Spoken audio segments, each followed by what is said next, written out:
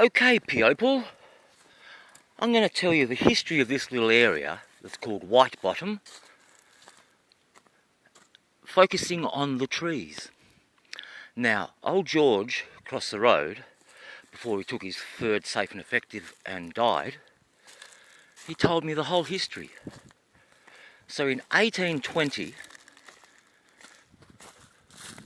this place was logged, and they left some smallish trees that were probably the size of those ones, and they made them fence lines, and they turned it into a cattle farm.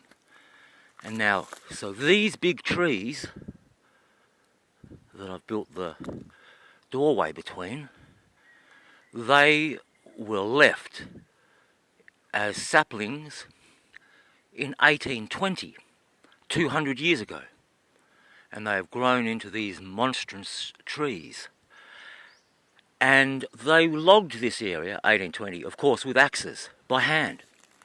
And I wish I still had this bit of evidence of gigantic trees. I'll show you where it was, and then we're going to walk up there, because there's another one up there somewhere. But I had a massive stump. The biggest tree stump I have seen in person. I may have some photos of it. I should look. There would be an old dead computer now if I did.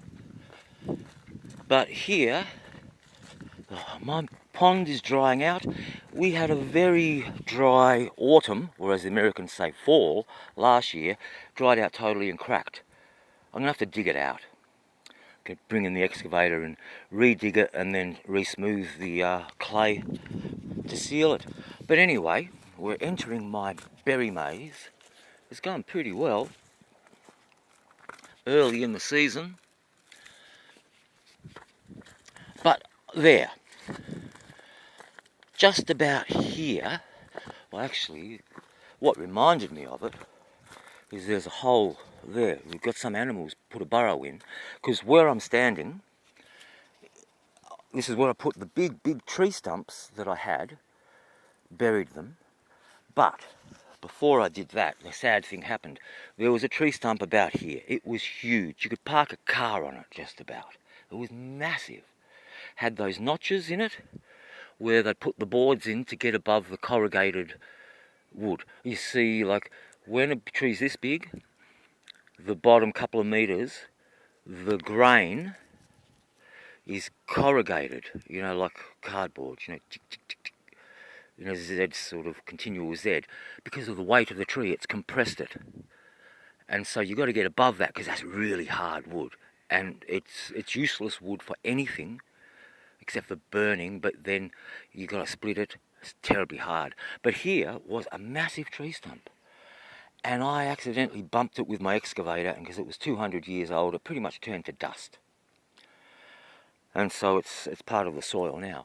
All right, I'm going to go up the hill. We're going to look for another one.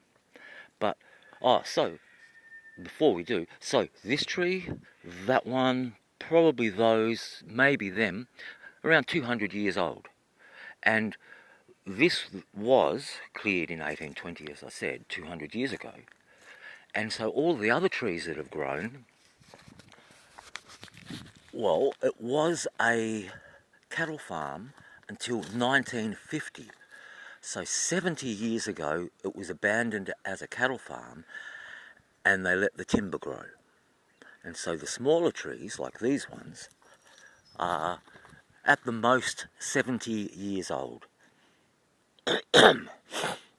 So that's the ages of the tree. So this is what George told me. And George's father bought the property in 1950 for, I don't know how long he owned it for. George's dad owned it. And he was growing the trees for logging, hand logging, axe logging, and he had the contract with the Lilydale Bakery, and he had to give them 5 tonne of wood a day. Can you imagine that? How big their ovens must have been. 5 tonne of wood a day. That's 5,000 kilograms of wood. Whew. It's a lot, isn't it? It really surprised me. Maybe I misheard him. Maybe it was a week, but I doubt it. I think I heard him correctly. Here's my little bits of logging. So anyway, I'll pause you. Up there somewhere is one of those massive, massive tree stumps. I'll see if I can find it. Oh, here is a part of a log. I guess this was a stump that ended in the ground. There's a big tree, but it's not the giant tree I'm looking for. See the size of my hand to the size of the log. Bloody big tree. Here's another big one.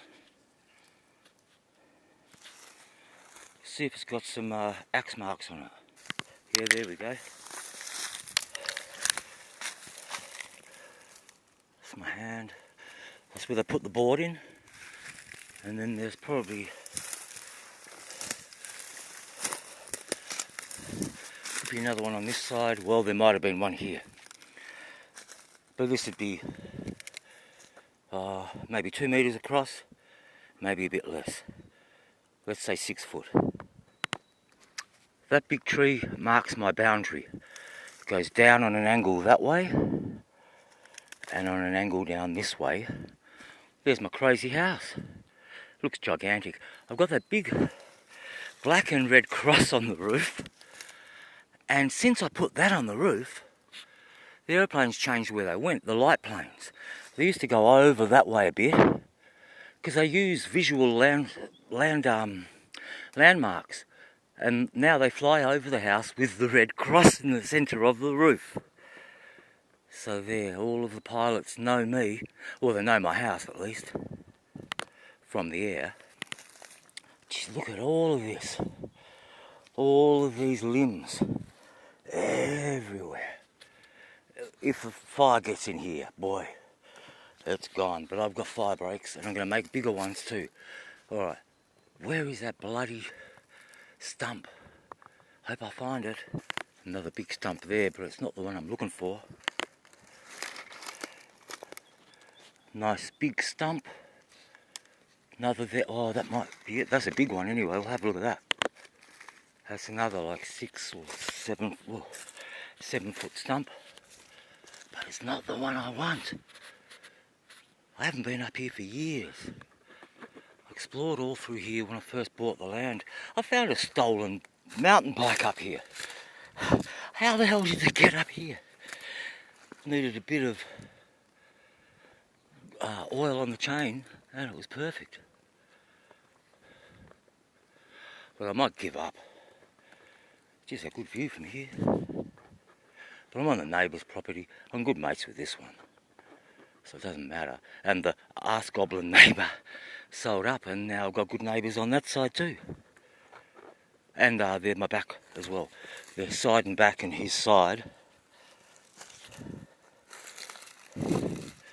Gee, I can climb into this. But by the level of it, it's been done with a saw, electric saw. Oh, maybe a hand saw. Could have been. Anyway, there's another big one down there. Alright, I'm going to have another little look, and if I find nothing, I'm out of here. This is a good place to get bitten by a snake. I bet you I'll find a leech or a tick. They've gone through all those ferns and now up to the top of the dry ridge. It's so beautiful up here.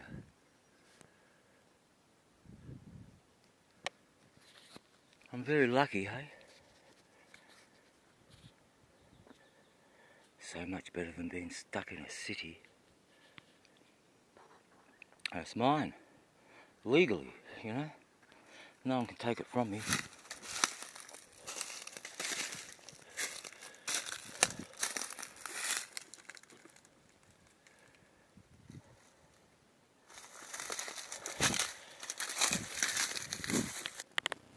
Just say, the black cross on the red background on the centre of my roof is because that's what I got cheap as leftover roofing from some other job. So I bought that good and cheap. So there's nothing that you woke-a-riety can read into that, alright? Finally, we are back at the walls surrounding my huge crazy house. It's 20 metres across, and it's 5 metres at the peak of the ceiling. But anyway, 200-year-old trees, 70-ish, and smaller ones. And we just did a tour of the stumps I could find. Boundary tree again. You can see it's got a line on it. A lot of these big trees have lines on them, which means there was fencing wire on them once upon a time. And so those big trees with the fencing wire scars are roughly on the boundaries. But they came along and rechecked the boundaries in this area, and they gave me an extra 10 metres of creek front, which robbed the neighbour of nearly all their creek fronts. And I said, mate, use as much of the creek as you want. Alright, this has gone on long enough. До свидания.